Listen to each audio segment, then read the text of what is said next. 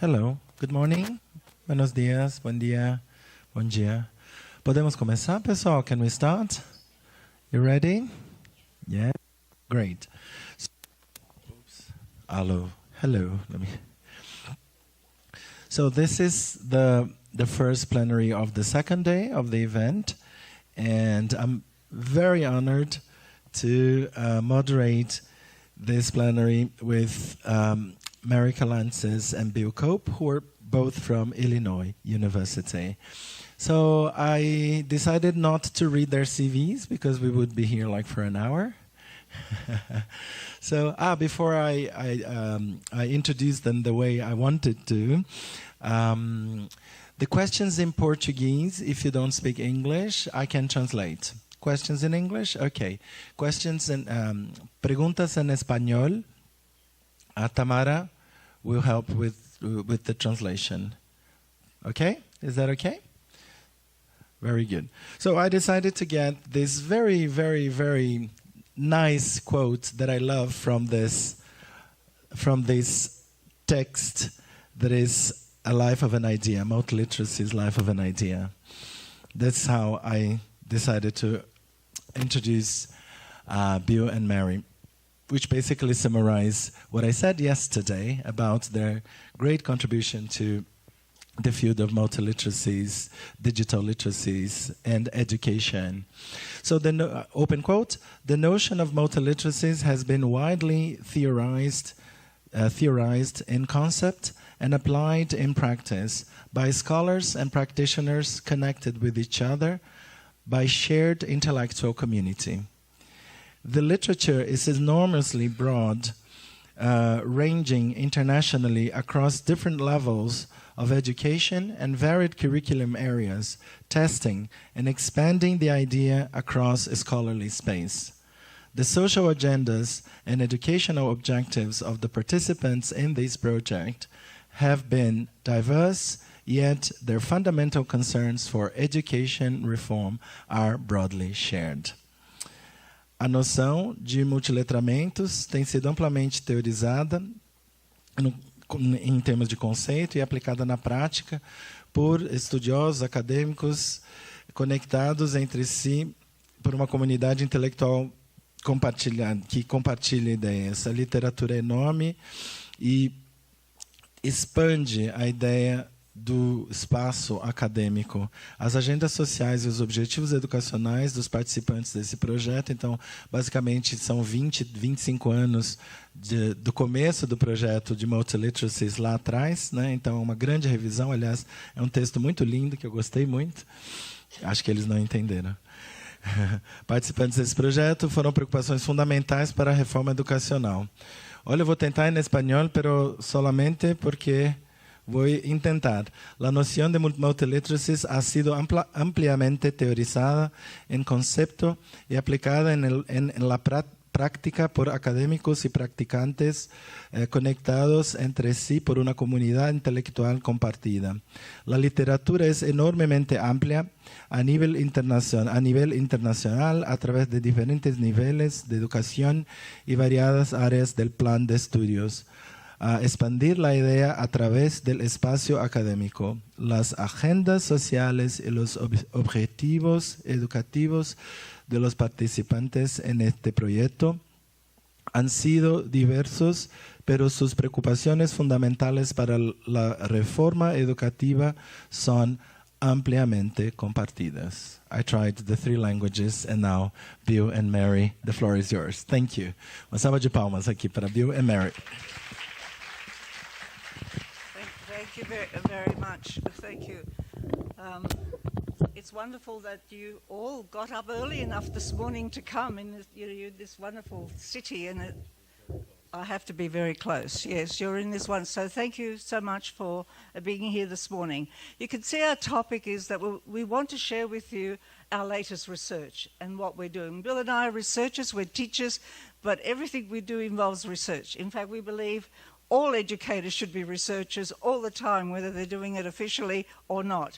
But anyway, I thought after listening to yesterday's discussions and after Jessica's comment about platform pedagogies and how important they are, I do a little bit of contextual framing of the latest research. So bear with me, those of you who are very familiar with multiliteracies. I'm going to go over some of the basics of it that explains to you why we can move on to the kind of research we're doing now. So first of all, I'll be responding to that, to the end of Jessica's talk, where she said that was the next thing that we needed to do, look at the pedagogies that are in the digital domain. And then we're going to look at a case study, and we're going to look at artificial intelligence and future of learning, and we're going to do it quickly within time. So the first thing, I always like to show this slide. Some of you might have seen it before, but it's to remind you that this moment that we're in is new. And in the whole of human history, people have related in multimodal ways with visuals and bodies and in the sand and with all sorts of forms. And actual alphabetical literacy, that thing that we think is the golden rule of literacy, has not existed in human history for all that long. And now the digital has only had 60 years. So how are we going to address what's happening to us? And I think people forget, they think that their moment is eternal, but it's not. And we are being challenged now by the affordances of the digital, and we have to consider how we move forward and prepare our learners, no matter where they are, for that kind of future. So why is multiliteracies important? Why for us, so many years ago, I think 20 years ago when we coined that term? Because we believe that in every aspect of our life, our working lives, our personal lives, and our public life, diversity is becoming more significant, right? Everywhere, for ourselves in terms of identity, how we present ourselves, how we relate to people, in every domain. It's not just in education, and you can't separate education from all those domains. And the second part, of course, is that the digital transformation in our working lives. What job is there from, fixing cars to, teaching somebody that doesn't involve the digital in some way? Our personal lives, the devices we have are like prosthesis on our bodies. It measures how many steps we walk. We, don't use telephones anymore. I mean, our personal lives have been transformed by the digital, and of course our public lives. How do we act as citizens? How do we engage? Where do we get information? So this moment, this moment that we're in requires for us to think of literacy, to think of education across those domains. Now, for us, as many of you know, we believe that meaning making is no longer just alphabetical or symbolic literacy, right? We make meaning now just by sending emojis. We make meaning by sending videos. Look, people taking photographs all the time to communicate. So we have to understand how we harness the multimodality, because our traditional schooling was entirely focused on alphabetical literacy for making meaning across all the disciplines. Even though science, engineering, health, etc. is into simulations now and using the multimodal forms, we have to, as educators, again, no matter what field, look at the way in which meaning slips between alphabetical literacy and the video, audio, etc. And the other issue is that, of course, always, if the first slide was true about diversity in all our lives, to understand that diversity is not just about being different, right? It involves issues of justice and inequality. So we have to recognize diversity in its complexity and be prepared to redistribute resources, to change what we're doing in order to address issues of access and issues of inclusion. And diversity is different for everybody. It can be symbolic around how you look and how you present yourself. It could be around material, poverty and wealth. All of these things are issues of diversity. There's no simple thing about diversity being about so-called race or so-called gender or so-called anything.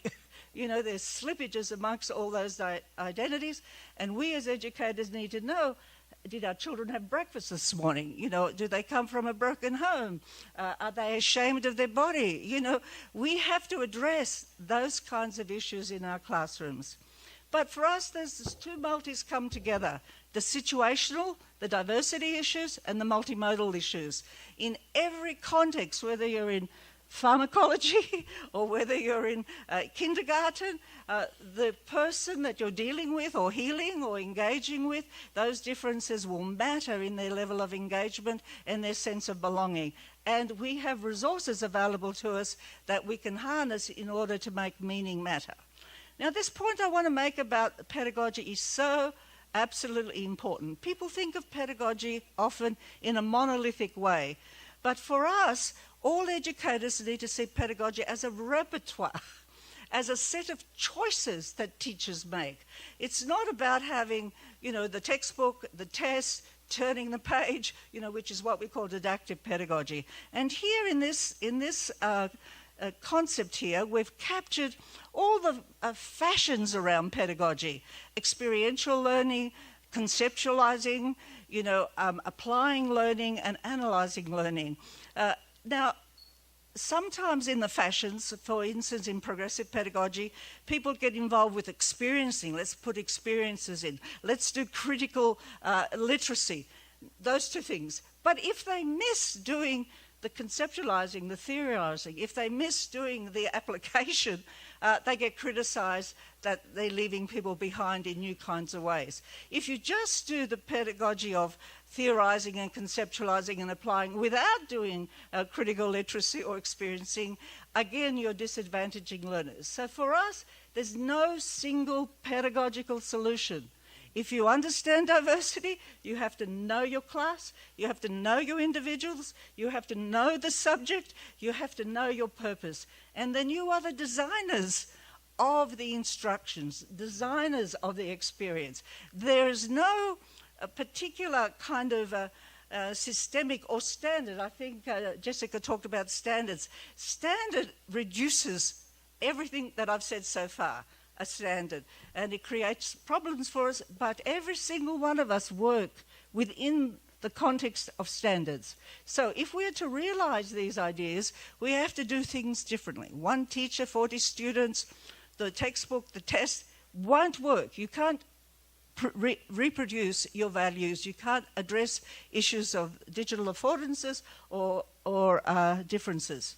Now, I want to move to the affordances, because if we're looking at platforms, whether it's the traditional classroom or whether it's an online environment, what are the affordances? What can we do in those spaces? Now, the digital has allowed us ubiquity. We can connect with our learners anywhere, anytime. So look at whatever you're doing. Is it possible? Is it possible what you're doing in the classroom? Is the app you're using, does it make it possible? Recursive feedback. Constant feedback is so important, we know. Does the particular platform do recursive feedback? Does it facilitate multimodality?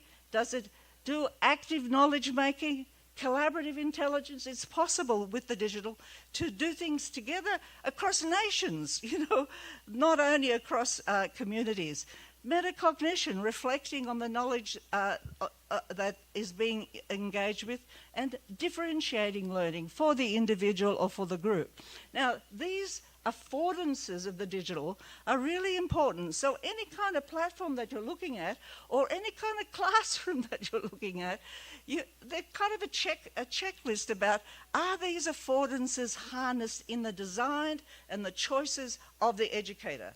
But once you do this, the testing has to change. It's a bit of a minute. So this new learning also requires new testing, new evaluation, because the kind of testing we do now doesn't address these affordances. So, we created Scholar, you guys know, some of you know about it, as the next generation learning system. We educators have to create these platforms. The platforms that we have, the LMSs, were not created by us, even though they employed the odd educator. The apps that are out there that are commercial, go back to the worst of didactic pedagogy. If you look at what kind of affordance do they give you, we've gone backwards pedagogically, not forward. But I won't say any more about that, but it's important for us to understand that. So I just want to show you that for us in our Scholar platform, the what is it? The tail that wags the dog is testing. Testing controls everything. If you don't change testing, you're not going to be able to change anything. So for us, we test our students across 3 domains. One is knowledge, everybody does that. But the other one is level of engagement. Have you been able to engage your learners? Are they interested? Do they feel they belong in an online environment? Are they present? But the third one, which is radical and important, is help. We evaluate all our learners on the degree to which they help each other. We're not worried about cheating. We're not worried about copying each other. We want them to learn from each other. We want them to help each other. Collaborative learning. Now, we actually grade on those 3 domains, actually grade them. So if you don't grade your values, you're not going to be able to encourage or have them occur. So the testing is the most important part. And I'm going to finish on this one. We have theories, designs for learning, multiliteracies, multimodality, issues of diversity. We have rubrics, right? In the end, we created a platform to address those values because they weren't out there in the world. And all our systems have bought into what's publicly commercial. But we tried to demonstrate you could do something different. Address the affordances, the ubiquity, the metacognition, the peer-to-peer feedback, etc. You could design a platform that did all that, but then you needed an assessment that was able to match your educational values. So I'm going to end on that, and Bill will now show you that on that basis, and with that pedagogical framework of a repertoire, we've now moved, given the generative AI, and the anxiety it's created around the world, to testing how do we harness that for ourselves, given all the problems that it also produces. So, breathless as I am, trying to get through this quickly, I hand over to Bill.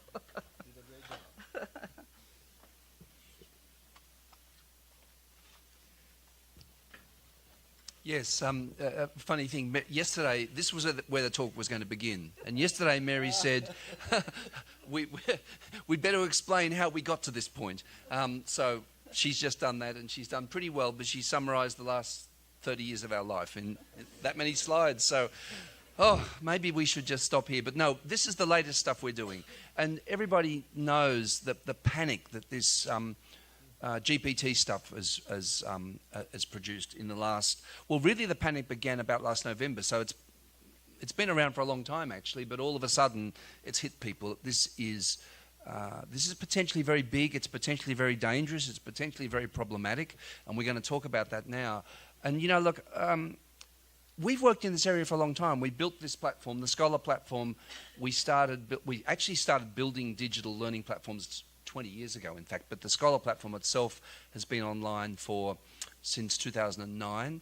And so you folks have all got accounts there because the event module within the Scholar platform is how we organise the conferences. So anyhow, I've got to say that even though we've been immersed in digital literacy for all these years, and we know computational linguistics. So this is language-based stuff, which is really interesting, large language models. And we know how computational linguistics works. We've used it ourselves in building the platform.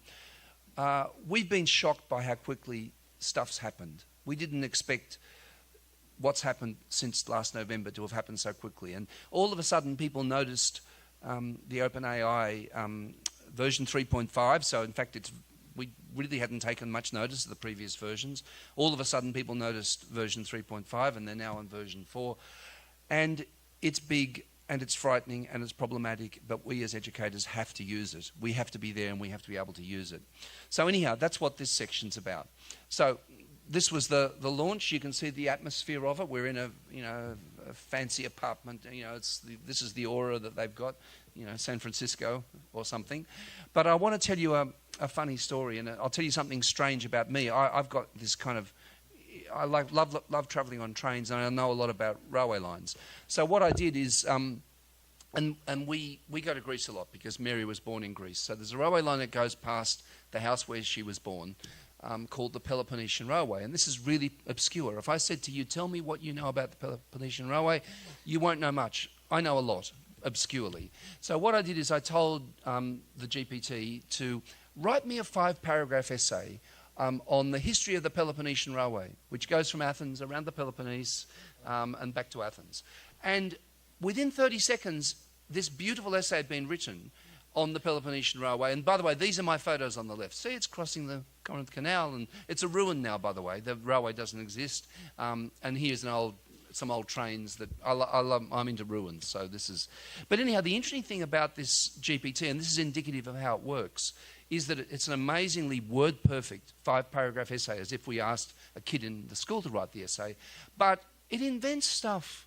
It said it was decommissioned in the 1970s. I've circled that. In fact, I know it was closed in 2011, right? So it has no notion of fact. I've circled there, it tries to be critical. So it's got something up the front which says they built the railway. However, it was what the railway did. This is the critical bit. It replaced horses and carts and whatever. It didn't replace horse and carts because you had to have a horse and cart to get to the railway station. So it invented a whole narrative, historical narrative, which in a critical sense was absolutely wrong. But the other thing that's really important, I said in the essay, make sure you put in references. So in the prompt I said put in the references. And the references down the bottom, they look fantastic. They're absolute rubbish. They don't exist. It's invented references. For me, this is an exercise in deconstructing how it works. So, it's amazing. It's word perfect. And if you gave this to a student, and by the way, the important thing also, it's impossible to detect whether the student wrote this thing or not, because it's not plagiarism. This text has never been written before. It was written by the machine. So it's impossible to detect plagiarism. So all the plagiarism detectors, they're out of business. There's only one way to detect it, and I'm going to tell you the way, and the students will soon get this thing. Put a few, it's word perfect, and I never write anything that's word perfect. I'm a pretty good writer, but there's always a typo. There's always something I've got wrong. So the only thing the plagiarism detectors can do is to find whether something's word perfect. So the thing you should need to tell your students, if you really want to use this, put a few little typos in, make a few little mistakes, and then then it's a human being that's created it. It looks like a human being. So listen, I want to say, well, what's the solution? Next slide, I've got the solution. Here's the solution. We ban the computer from the classroom. So when we do a test, we do a pen and paper test, or we have the computer that's not on the internet. And the only way is to isolate students, and there you go, there's the solution. And in fact, that's what universities are doing. They're having these, the only thing to do is have these highly proctored exams, which is, a police system where you're all in a room and nobody can talk to each other.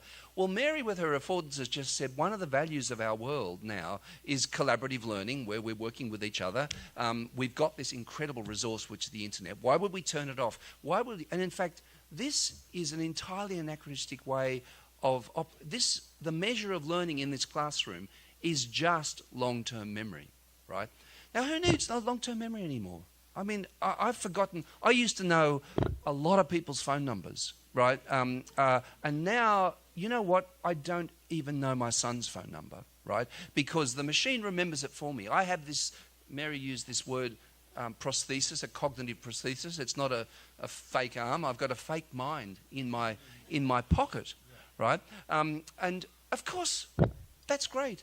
And I mean, Mary and I work in medical education. That's one of the sites where we've been working with education and training for doctors. And why would you expect a doctor to remember anything when, in fact, what they've got in on their iPads or whatever is huge amounts of data which they need to be looking up all the time. So, we want to tear our hair out in medical education where the students sit in a lecture theatre like this, they watch PowerPoints, and then there's an item-based test at the end, which is not a test about medicine, it's a test of long-term memory. That's all. So, what we have to do is change our view of education from long-term memory to using effectively these cognitive prostheses and collaborative cultures where we share each other's knowledge and we build knowledge together. It's the opposite of what we used to do historically. Now, for a moment, and you're going to have to bear with me with a bit of an apology, I'm going to get technical and try and explain what these things are and how they work. So, and the umbrella concept we're talking about is generative AI. So these things will produce images as well. Interestingly, the prompts for the images are text. So in terms of multimodality, there's a profoundly interesting thing going on about the relationship of text and image. But what's remarkable about generative AI is that these are uniquely reconstituted digital artifacts: text, image, sound, multimodal combination. And the way in which the machine has developed that capacity is through processes of machine learning. Interesting footnote, which it's a long story, it's too hard to go through it, but interestingly, they've gone back to Skinner and behaviorism, so they actually have concepts in there where the machine does reinforcement learning. In other words, what was a very mechanical, always regarded as a mechanical understanding of human learning, behaviorism, B.F. Skinner, Watson, all those people, actually works in the machine because the machine is a mechanical thing. So all of a sudden Skinner's become important again for computer science around these processes called reinforcement learning. So the machine teaches itself a hell of a lot of stuff. It ingests a lot of text. And the phrase that we've used actually, we don't, we've used this, or the acronym we've used is CLLM, because in fact what it is, it's two technologies. And I'm going to briefly mention what they are. The first is a technology called a chatbot, and the second is a large language model. And it's the combination of these two, actually quite different technologies, which has produced this generative AI world. So, but neither of these technologies is new. So we've known about them for quite a long time. It's just suddenly they've become what they've become. This is the first chatbot created by an MIT professor by the name of Joseph Weizenbaum. And what he did is he built a thing called ELIZA. And interestingly, actually, just fascinating, what it was based on is Carl Rogers' psychology, where the psychologist doesn't tell the patient much. It asks the patient questions, and by questions and questions and questions, in fact, the patient trains the psychologist and answers their own questions. Now, in a way, this is a nice metaphor for what we need to do with generative AI. What we need to be doing is what becomes really important is the prompt, and it's actually the machine learning from you, right, and responding to you. So it's a dialogical relationship between you and the machine, in which you are deceptively part of the cleverness, right? So anyhow, interesting story about Weizenbaum. He then actually ended up freaked out by this. And the moment when he was freaked out, by the way, is one of the researchers in the team was interacting with ELIZA, and it was a woman interacting with ELIZA. And at a certain point, she said to Weizenbaum, "Do you mind leaving the room?" Because the thing had asked her some personal questions, and she'd anthropomorphized the machine and didn't want him to hear what she was saying because it was a psychologist. You know, it's a psychological manipulative relationship in a way. And then he wrote a book 10 years after this, in 76, which is this devastating critique of technology. He then freaked out and said, "I'm going to get out of this. This is too frightening for words." So that's one of the technologies. Now, the second technology is the large language model, which is very, very different. And I'm going to introduce you to this man. This man actually got his PhD at our university, at the University of Illinois, in the 1960s. His name is Robert Mercer, and you don't know him probably, but you should know him. I'm going to tell you why. So what happened was he was one of the foundational people in computational linguistics. And before that, Chomsky and linguistics had kind of dominated. How am I going for time? I'm doing well. Chomsky and... Mary, by the way, deleted these slides. Yes, I did. You put them back in. I put them back in because she said, people won't want to hear this. Great. Yeah. No, I like the stories because the stories are kind of indicative. So she's sitting there disapproving of these slides being back in, right? Anyhow, but this is a great story, and you need to hear this story. Anyhow, Chomsky and linguistics, people thought the way in which you replicate the mind in a computer is you go to the syntax of language, right? So Chomsky and linguistics looked like the main pathway into artificial intelligence until this moment. And then Chomsky linguistics actually collapses. It collapses under the weight of its own intricacy and technicality. And the truth is that language is so damn complicated, you can't build a system which is comprehensive enough to mimic what we do with as human beings with language. And a great line of his was, so the move was then to what's called statistical language analysis, computational linguistics.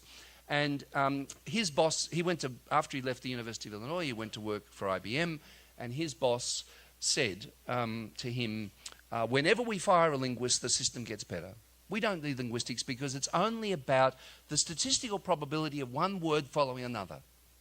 That's actually all it is. It's just the statistical probability, because we have a huge corpus of text, which, by the way, is now, only the internet makes this possible. The fact that it's possible to scrape the whole internet, everything that's ever been textually produced is out there, and that therefore these statistical probabilities actually work. The machine knows nothing. Nothing about language, has no concept of grammar, no concept of meaning. And this is really important, actually, for us as educators to know this. Anyhow, the bit of the Mercer story that I need to tell you is that he went on and applied these skills to become one of the richest people in the world in a place called Renaissance Technology, which does trading on the stock market and all that kind of stuff. And he then became an owner of Cambridge Analytica, which you might have heard of, which was how Trump won the election. So with these technologies, so, and he was obviously a Trump supporter, a big Trump owner, but he was, in a way, the genius behind the Trump election, which seemed like an unlikely result to us in the United States at the time. But it wasn't unlikely when, in fact, they were using these technologies to feed 60,000 different Facebook ads based on every day, based on your profile. Right? So if you were in the Haitian community in Miami and you were thinking you might vote for Hillary Clinton, you got a Facebook post which highlighted the failure of the Clinton Foundation after the Haitian earthquake. So, targeted that because this damn stuff had gone through all your Facebook posts and worked out who you were. Anyhow, and it wasn't the Russians that did it, it was him. So anyhow, look, I'm going to sort of do a quick conclusion about this, because I'm going to get on to how Mary and I have now built a way to use this stuff in the work that we've done. So I think I've said this, the machine doesn't acknowledge its sources, which means that, that's a fundamental problem for all knowledge work in conventional knowledge work. It doesn't have any notion of empirical truth. It invented the answer about the Peloponnesian Railway. It doesn't have any conceptions of theoretical frames of reference. It's just what happens to be the next word statistically in an order of things. The machine is pretty socially well-mannered, but only because the internet is not socially well-mannered. There's very heavy intervention to make it well-mannered. Right? So it won't swear and it won't do, violence or pornography, a whole lot of things like this. And it's not because the internet doesn't do that. The internet does do that. It's because it's heavily filtered by human beings. And I don't necessarily trust those human beings. They might have done a nice job of it and whatever, but I'd like to know how they did it. And we don't know how they did it. And finally, in terms of critical dialogue, it seems to be a good interlocutor because it's based on this chat technology. But it is skewed towards being uncritically affirmative. So, so what we've tried to do is work out, well, what are the systemic consequences of a technology that works this way. So what we've done within Scholar, and this is we're all the time building new modules, so this is a new module, the most recent module that we built within the Scholar platform. And folks, you'd be welcome to use, it's not directly accessible to everybody with a login, but if you want to use it, you can. And what happens is with our students, this was the workflow that our students use in our courses. So it's a collaborative process where people are writing a project, they're using an embedded rubric, they're giving each other peer feedback, they are giving feedback on that feedback, so it's highly interactive around the work that they're doing. They're revising, and then we've put in an AI review where the machine reviews your work on the same criteria. Now, by the way, the data I've got now puts the AI review at that point, but we've actually moved the AI review right up to the beginning. So the machine gives you feedback before the humans do. And what's in the particular rubric, the rubric can have anything in it, but the rubric we have is exactly the stuff that Mary was showing before, the learning by design stuff. So what we've done is we've taken these knowledge processes here and we've built very elaborate prompts. The more elaborate the prompt, the better the response is. And in fact, the text on the right, each prompt is like 150 words prompt. And what happens is we go through the text 10 times on 8 criteria plus 2 language criteria. That's a long story, but we go through it very systematically using, well, we were using GPT-3, now we're using GPT-4. This is what a peer review looks like. So in this Scholar environment, you've got the text on the left. So this is one of our students who's writing a piece of work on the left about the advantage of peer feedback. Happens to be about that because we teach a lot about that. And the peer review is like a series of post-it notes, and you can, each criterion is color-coded. See the green and the blue and the whatever? There's the color code back there. So it's color-coded. So it's a very visual review that they're doing. But then what we can do is when we run the machine through it, these are the machine bits of feedback. Before you can move them around and you can connect them. And let me show a bit of machine feedback. This down here on the left is on how effectively does the learning module encourage you to think conceptually about the focal area? Does it offer key concepts, or does it provide learners with workable strategy? Blah, blah, blah, blah, blah. And this is the machine response down below, which is an amazing response. So what we do is we get these elaborate responses coming back to the students on 10 criteria. This is just one of 10 criteria. It's kind of, there are a number of things which we've found surprising in this. So if we don't ask it to think critically, if we don't ask it to do anything theoretical, if we don't ask it to do any fact. So we tell the students, you've got to get all these things right, and in the peer review process, you work out whether they're right. But what it can do, it can give you incredibly sophisticated stuff around genre, around academic writing, which is really, really helpful. So what we do is we then get our students to reflect on, well, what did you think of the peer review? Because the peer review is on exactly the same criteria. And what do you think of the human review? And what are the differences? And they have these really profound insights, which is, look, it's really helpful in these respects. It seems mechanical in these other respects. So it's been very interesting for us. And our students, by the way, are all teachers. So we're teaching teachers. So their responses are subtle and sophisticated. The human review we put later so that the humans could do the critical. Right. So in the first cycle, we put the peer review first, then the AI review. But now we've done the AI review first. And the interesting thing is it kind of ups the ante because it's so exhaustive in what it says. They then in the peer review end up having to be as extensive in their reviews as the AI. So it kind of, and also it means the AI, you've revised it by the time you put it in to the human review, and it's a much better piece of work by the time the humans come to review it. So conclusions about this, which is the key is what we call prompt engineering. So this is a new concept which you need to learn. Prompt engineering is really, it's not really engineering, it's just the most sophisticated way to get value out of this technology via the prompt. Like, don't ask it for the references and don't ask it for the facts, but you can get really valuable feedback if you ask it to help you with the genre of academic writing. Prompt engineering is a new job which pays very, very well. 10 minutes. But this was going to be part 3. I'll do a very quick part 3. Yeah. I've got a minute for this. So these are conclusions about AI, which is what's AI and the future of learning. Now, the interesting thing is that the OpenAI people and a lot of the AI people predict what's called artificial general intelligence. You know, general intelligence is what intelligence tests tested. G. Yep.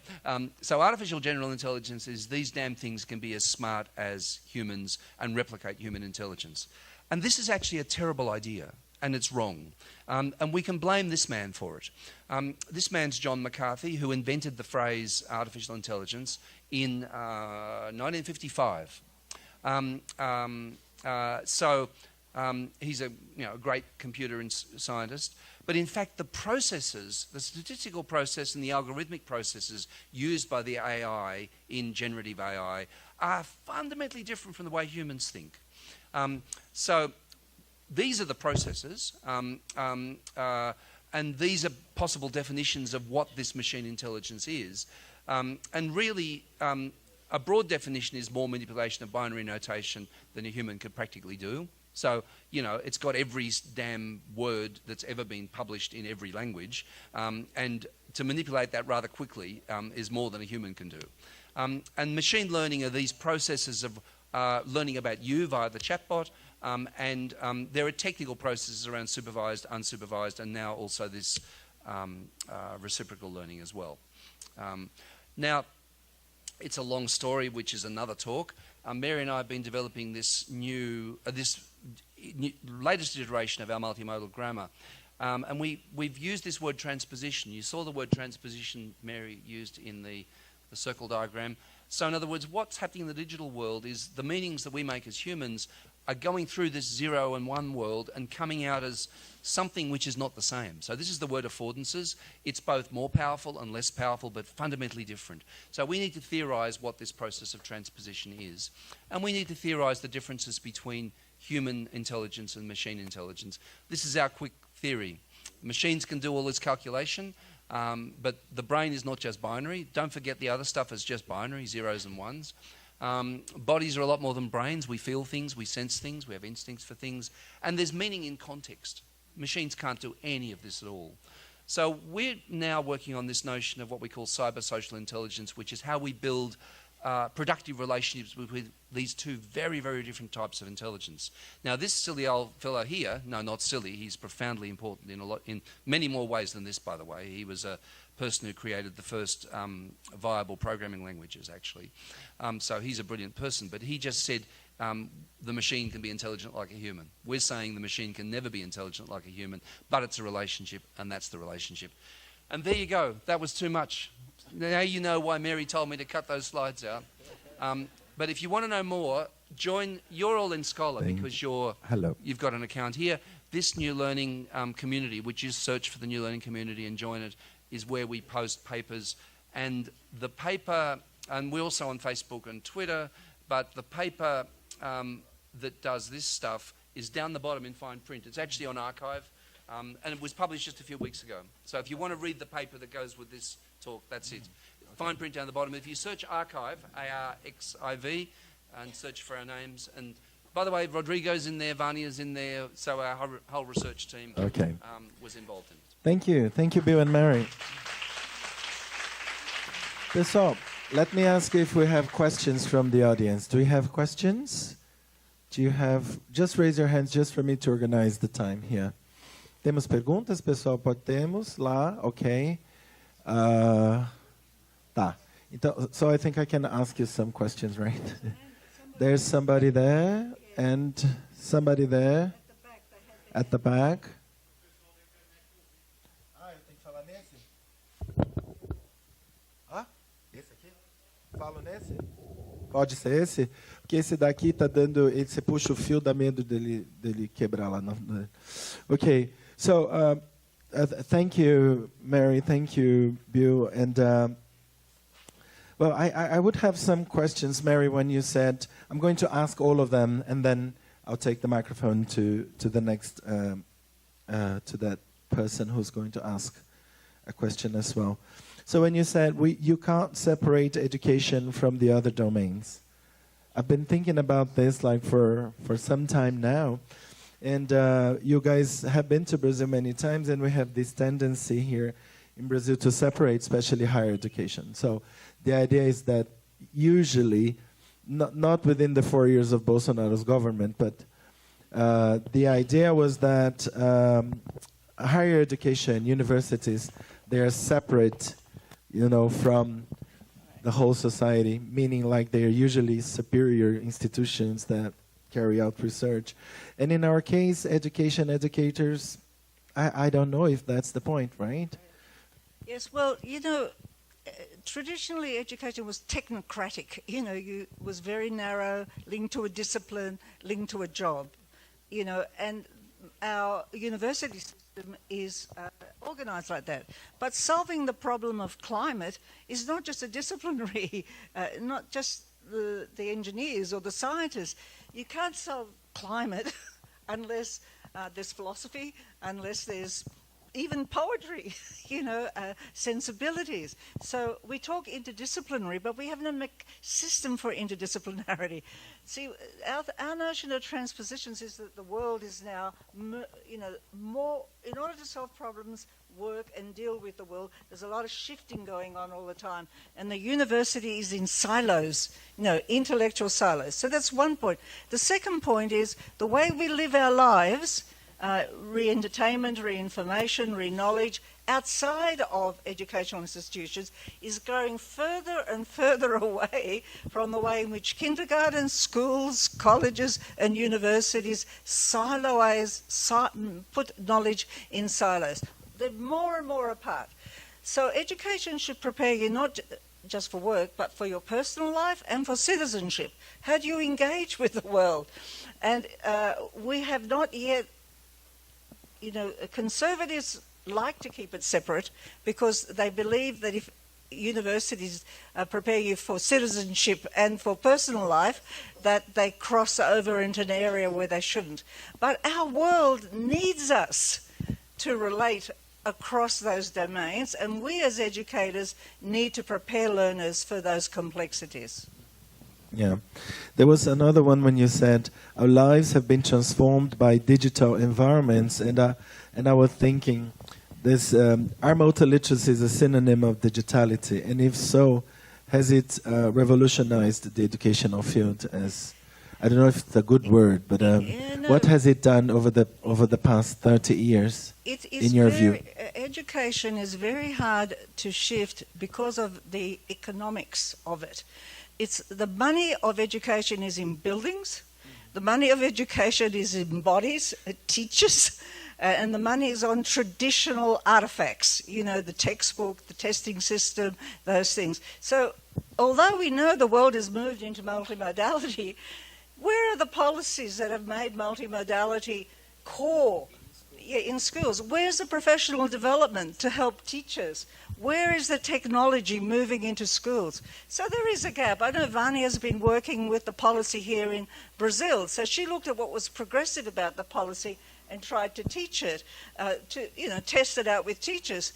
In the classroom, they agreed in her classroom. But when they went back to their classroom, the structure was such that they couldn't use multimodality, they couldn't use the devices. So we have a big job. And that's why we come together in conferences like this, to motivate each other, to learn from each other, and to try and create the tools and work with industry to produce those tools that we need rather than waiting for them. But also, multiliteracies is not synonymous with digital as well. So if you, Mary and I, in our lives have done a lot of work with Indigenous communities in Australia and remote Indigenous communities where there have not until recently been written languages. That's the most multimodal universe you could find, where bodies and dance and incredible artwork without literacy is a profoundly multimodal meaning-making process. What we did in 1492 or something. Was it? No, when was the printing press? 1452. 1452. What we did, I just invented a number, which was Gutenberg, is we stripped, for a number of accidental technical reasons actually, we stripped images and text apart, and we made these embodied things, which is the written, disembodied things, which is the written word. So we actually separated out these forms of meaning with print. So originally with print, there was letterpress and there was lithography, two different technologies, and you couldn't put the two easily on the same page. That's how it got separated, for a set of accidental technical affordances. And then literacy gets valued because it's only the elite have it, and then we want to give other people more access to it. Now, the irony is with this digital stuff, because it's all made of the same thing, which is that we've actually gone back to a world which is closer to the indigenous world in the integration of these forms of meaning. So it's not necessarily... so the digital stuff is almost accidentally part of why we would advocate for multimodality. We'd advocate for multimodality to understand the meaning universes of indigenous people before text. So, yeah. My last question, I promise. So this GPT, artificial intelligence, has been huge discussion here as well. So every time I talk to colleagues or lecturers about digital literacies, this is one of the very first questions. Teachers are frightened, and then here in our university, I ask, when we finish the semester, I ask my students, how many papers do you have to write? I always ask this question. Because first, let me contextualize, because I think it's very unfair for undergraduate students to write, and then they answer 7 to 8 papers, articles, book chapters in one semester. This is not something that we academics do throughout the year, but we demand our students to write 7 to 8 papers in a semester. This is something that I've been thinking about, and then I think this is why some of our students go to ChatGPT, because they need an essay, and that's for tomorrow, and they need an essay of 5-7 pages about something. So don't you, it has a lot to do with everything that you presented, but don't you think we should change the ways we evaluate, for example, right? We've got no alternative to change the ways. Slightly on a tangent, here's something funny. I was reading an article by an English education technology person, and in the article he said GPT has democratized cheating, and that there's a piece of research which estimates that 15% of these 7 to 8 essays written per year in the US are written by paper mills. What are paper mills? They're people in India who for $50 or $100 will write the paper for you, right?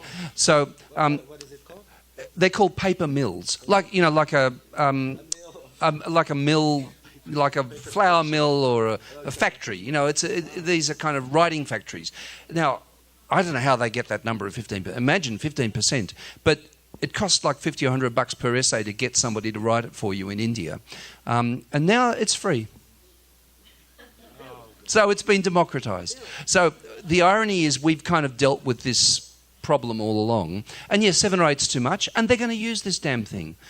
So how do we actually make using the thing an explicit part of the learning process, which is what we're doing? And by the way, in Scholar, we have an audit trail of how they used it. We can see how they used it, and we ask them to declare how they've used it. And of course, we're all going to use it. I don't know whether I should even say this because this is on a recording and someone else might say it, but we have a good friend who's the executive officer to the I'll say it in whispers so nobody on YouTube can ever refer to this, who is to our chancellor in our university. And he gets GPT to help write the chancellor's speeches. Oh, no, I shouldn't say that. Of course, everyone's going to use it. I want to say something. Erase. You shouldn't say things. Delete that. No, I want to answer it a bit differently. In our Scholar program, we teach master's students and we teach doctoral students. And all of them, we don't give them 7 papers, right? They have to produce using multimodality and we grade them on that. It's an expectation. So they can produce a video, they can produce an audio, they can mix it up with text. So if you don't make it part of the assessment, remember, assessment is everything. If you're only assessing writing, writing is what they're going to give you. But if you're expecting them to use other forms of meaning making, and you assess them on that, and that they assess each other. The other thing is assessing each other. This thing about only the teacher being the assessor, well, that's no good. You need learners to assess each other. They learn from each other in doing that, and then you as a teacher can trawl through all that and can add some value. But you've got to build it into the performative expectations. So, I mean, two things about peer assessment. One is it makes the professor's job so much easier. It's a hell of a lot of feedback that people, we can't give as much feedback as peers can give to each other because they're only giving it to 2 or 3 other people. They give a lot of feedback. But also, in terms of those affordances, it forces the learners into a metacognitive space. So here's me, I'm writing about the Peloponnesian Railway, that's my essay, but it forces me into a metacognitive space when I do a review, which is, okay, how's the theory, how are the facts, how well is it referenced? So what it does, it's this play between cognition and metacognition. So it's actually, in pedagogical terms, profoundly important. But we have invented a platform to do it. Yep. Right? We have invented a platform to do it. Why? We're not coders, we're not computer people. We wanted to show those people who had the money creating the LMSs what was possible, how our values as educators could be realised. But everybody's locked into these systems. You're locked into Canvas, you're locked into all these systems, and all they do is add patches because they were never meant for us and for our values. But nonetheless, we as educators have to continue demonstrating through our research and our practice what is possible. So we have some more time for some questions. Yeah, we have two, okay. And thank you very much. Yeah, I was thinking about this idea. You have to create the education of assessment and self and peer assessment, etc. Because over here it doesn't work for us. Like they go, no, you are the professor. You should be mocking the. Okay, are we with? Yes? Hello. Good morning, guys. Good morning. I'm Raimundo, a master student from Federal University of Sergipe.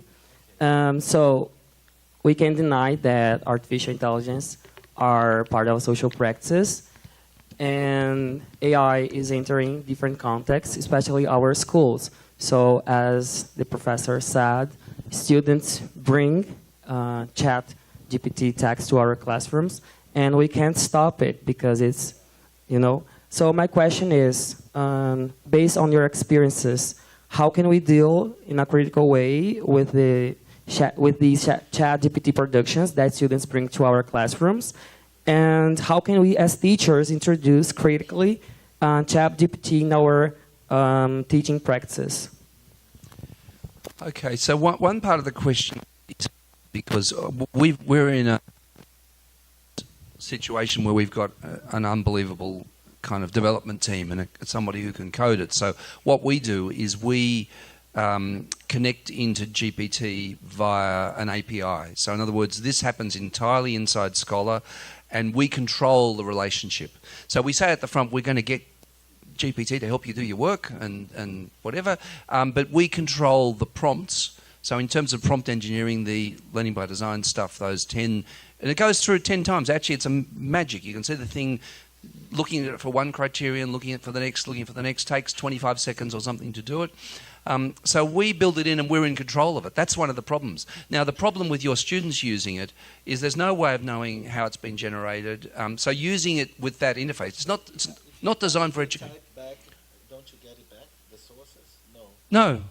It can't give you the sources. Can't give you the sources. So, we've been lucky enough to take control of it via an API where we design the prompts, which is this prompt engineering business. But otherwise it's very hard to control, and it works really badly if the prompts are not good.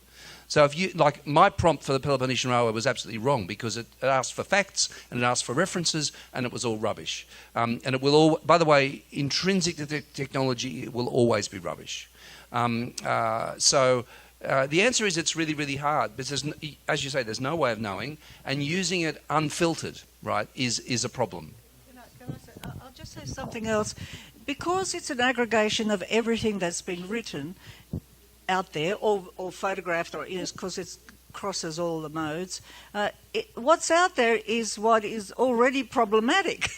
It's the dominant group, it's the dominant language, it's already full of the sexism and racism and all that of the world. So we know that's part of the problem of what's already there, right? So we do need to be building up critical understanding that that's what you're getting. You have to do that. But the other solution, of course, is not to simply rely on alphabetical literacy.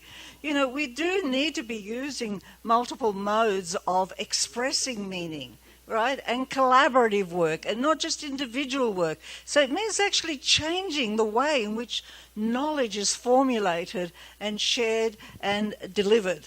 So whilst we stick to alphabetical literacy, you're going to have a hard time figuring out, you know, where it comes from and who wrote it. Mind you, same with digital artwork as well, to be quite frank. So, yeah, because it's multimodal. The musicians are suing now, though. There are musicians who are suing, saying you're taking my sound, you know, and you're not paying me for it. Actually, the bad story behind this, by the way, which is that it's based on systematic theft. So nobody's content who's in there has been asked about it. So somebody who is a novelist, there are ways to try and reverse engineer what's in it. A novelist found unique phrases which they then searched and they came up, and therefore her novel must have been used as a source. So it's like the whole history of capitalism, by the way. It's the robber barons who are it's stolen content that it's based on. That's another long story. Yeah. Yes, please. Thank you very much. My name is Tembeka. Maybe mine is more of a comment than anything, such that, you know, the whole idea of assessment for me just sounds very chaotic at the moment, especially in an online learning environment. I don't see us as academics really being confident in, you know, going about the whole idea of assessing in an online platform. In fact, I get very disappointed when the powers that be come to you and they say, okay, we have large numbers of students, of course, in my environment, you know, 27,000 students per module, and now you get told, no, but give them multiple choice questions. And I'm teaching writing, for crying out loud. How do I use multiple choice questions to assess writing skills? So I really just get worried because it's honestly chaotic for me. Added to that is the fact that some of us don't even have a teaching background, as it were, because I feel that assessing skills should be learned as you train for teaching. But it's not happening like that. You know, a pure academic with no teaching background, you know, you just give them an essay question, off we go. That's it. Thank you very much. Very quickly, one of the things we've been lucky enough to build is what I've got up on the screen at the moment. And what this does is assessment disappears and everything is assessment. So all conversations, all peer reviews, all AI reviews, we data mine every single thing the student does for the whole course. And down the right-hand side is color-coded. We're data mining for 22 different things or something like that. We're giving them their ongoing progress as they get. So the outside of the circle is 100, and you keep on working your way out to that. So we give them, there's no data which we have, which they don't have live all the time. And so we're, you know, there is an answer to assessment, which is in these digital environments where the learners are working digitally, just data mine everything they do, be constantly measuring what they do, give them feedback all the time, machine feedback and machine-mediated human feedback, both from the instructor and from the peers. And by this point, by the way, in a course, this was 30, 40 students. They'd had 3,000 pieces of actionable feedback, machine and human, and we were data mining 864,000 data points in 30 students. So the answer is in these technological environments, there are solutions which we've been lucky enough to build and muck around with. Impossible in the LMSs because they're architected so badly, and that's a long story. So the main LMSs will never be able to do this. There's a set of technical things that we've done, which is what Facebook does and, you know, the social media does, about the way we can, in a very, very granular way, data mine everything the student's done. So we've been trying to actively think of the solutions to exactly the problem you've got. And by the way, as instructors, these 30 students, I will grade those 30 students in half an hour. Bill, can I say something? You know, every student who comes into our class, every student has to sign an IRB form. They know the minute they enter our class, they're part of a research agenda. And what I did when my presentation is to show you what the values were, what the philosophy was, what the theories were behind what we do in a platform, in a digital platform. The digital platform is not just the sort of ones that are out there, as I said, which were initially just download, upload, have a chat and a quiz, right? We built into our platform those issues about multimodality, those issues about diversity, those issues about, all the things that we want to achieve as educators. We thought it's possible to do, right? But we did it in the university, we did it with individuals. It's hard to get any commercial organisation to be interested in creating something of this order. And mind you, the torturous part of it, we've been lucky, we're Australians, so it's a little marginal country down the bottom end of the southern hemisphere, but we came to the United States where I say, half of my life is as a salesperson, which is writing grant applications. So we've been very lucky to get grants to fund this. And sometimes we do work which is for the American military industrial, this better be deleted out as well, which we don't particularly feel comfortable with doing, but it's part of the job, and we've been able to build stuff which is experimental and shows what's possible. So we've been very, very fortunate as educators from the edge of the earth who've... I want to say one more thing about our research. The sort of research we're doing now is in medicine, it's in cybersecurity, it's in policing. Why have these institutions come to us? They want to know what to do with the digital. How are they going to use the digital to prepare their doctors, to prepare their policemen, to prepare whatever? This is the question that everybody's asking. How do you use it effectively? And we as educators, because we thought it was the devil, the digital, and avoided it, we didn't get involved the way we should. But no educator can afford ignoring getting to know what is happening in those affordances in the digital, how we harness them, how we design it, because every industry is interested, and our industry still says face-to-face only with humans. That's important. That's why this word repertoire, if you go away with one word, repertoire. Educators need repertoires. No single solution, no perfect answer.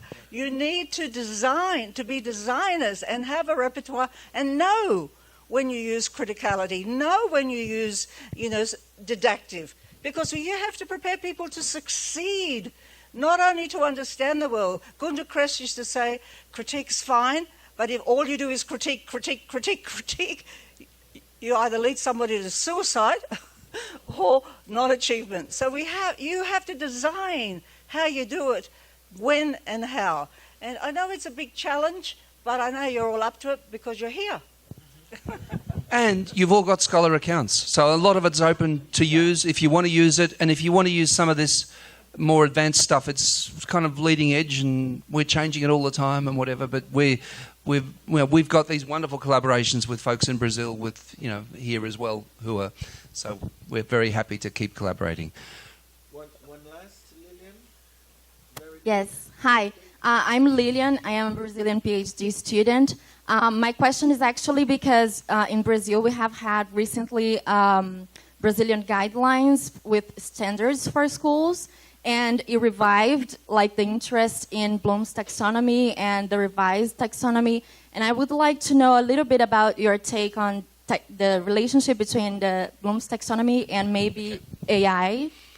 Okay, we've got a paper about that actually, so I don't know how I can tell you the answer quickly. And Bloom's taxonomy was meant to have three parts. It was meant to be a cognitive part, an affective part, and what was the third part now? Anyhow, they only ever made one part, which was a cognitive part. So in a sense, the long-term memory part... actually, there's an even more interesting story. The other two parts were made and then ignored, and it was professors at our university that made the other two parts. They got ignored. So it's got a huge cognitive bias. So what we've done, and I can give you a reference to paper, we've mapped this learning by design stuff onto Bloom's taxonomy as well. And it's actually... it's the back of these prompts that we use for the peer review and for the API. So Bloom's taxonomy is profoundly flawed for its cognitive biases and also for its hierarchy, to think that some forms of thinking are more, it needs to be holistic, which is why we represent the thing as a circle and not as a pyramid. So we've got quite a strong critique of Bloom's taxonomy, but also we've built a mapping where some parts of our thing can map against Bloom's taxonomy. So. You know, the render under siege again. Yes, okay. Can you get the microphone to Lillian? Oh, this one.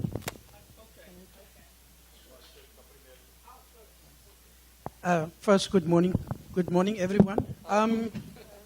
Bill and Mary, thank you very much. Since 2009, when I joined Scholar, I see that you build every year. You're coming to conference a new architecture, and one of that is what we display today. Thank you for all your hard work. So I'm from South Africa. How I used ChatGPT. ChatGPT, I don't want my students to go to that platform. I use the platform because of affordance. So many of our students is coming from rural areas. They don't have the money to afford data and all the stuff. So as the lecturer myself, I teach them academic writing. So I use ChatGPT as an example because he was asking the question. So as a lecturer, I have access to ChatGPT. That's the first thing. So I make it affordable to my students. So I give them a case study. Here's an example of Nelson Mandela, who was our first president in South Africa. So I then asked ChatGPT to write 800 words about Nelson Mandela in a particular time frame, since his early years up to presidency. I gave that to my students. They must report back in 2 weeks. So in 2 weeks, they reported the following drawbacks. The paper is out. The title of the paper, Why the Hype About ChatGPT. You can read it. It's an open praxis. It's an open access journal. So what my students found, they found, number one, there's a lot of drawbacks. Number one, ChatGPT can't write for you the context. They wrote the context of Nelson Mandela totally wrong. Secondly, there's grammatical errors. So many grammatical errors that I can't believe it. Because people outside the academic arena wrote those texts for artificial intelligence because they don't know. In that particular text, there was a lot of citations wrongly spelled, the surnames wrongly spelled, the title of the articles was wrongly spelled, so my students analyzed that. Then my students must then paraphrase that 800-word text. They come back to me, they report back to me. So I don't tell the students what they must do. They must do what they see on the text. And what I found out with the students, that they rewrite those texts in their own words. Totally different. They paraphrase it. They brought the new citations in. So that is more deep learning. That's also problem solving. That's creative thinking. And that's innovative way. Thank you very much.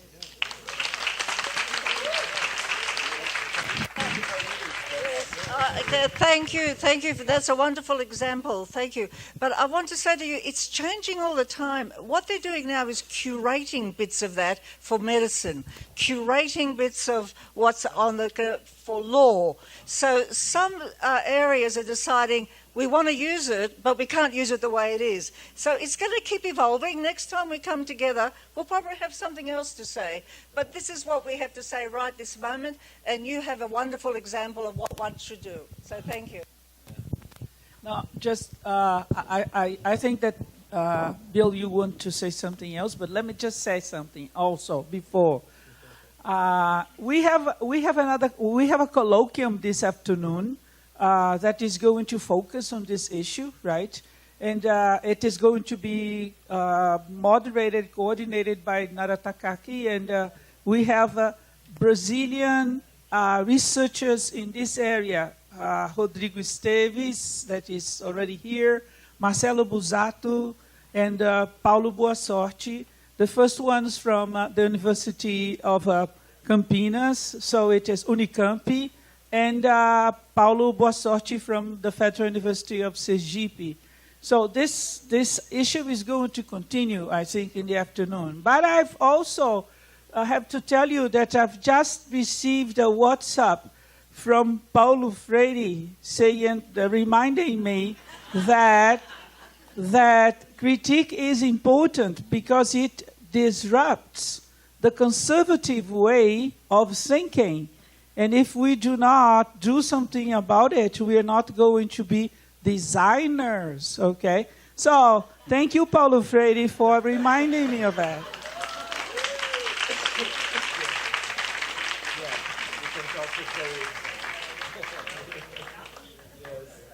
So, I'd like to thank Bill and Mary once again. A round of applause. And then we continue with the... Thank you. Thank you, Bill. Thank you, Mary. We continue with the event. I think we have a break for coffee, yeah? And then we have all the colloquiums and stuff.